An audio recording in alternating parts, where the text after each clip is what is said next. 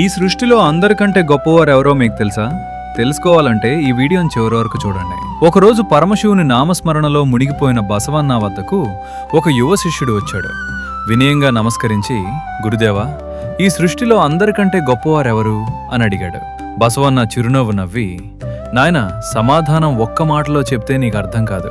ఒక చిన్న కథ చెప్తాను, శ్రద్ధగా విను అన్నారు. ఈ అనంతమైన సముద్రాన్ని చూసి ఇదే ఈ సృష్టిలో గొప్పది అనుకున్నాను. కాని వెంటనే నా మనసు చెప్పింది, సముద్రాన్ని తన ఒడిలో దాచుకున్న భూమి దానికంటది ఇంటే గొప్పది. తర్వాత భూమే గొప్పది అనుకున్నాను.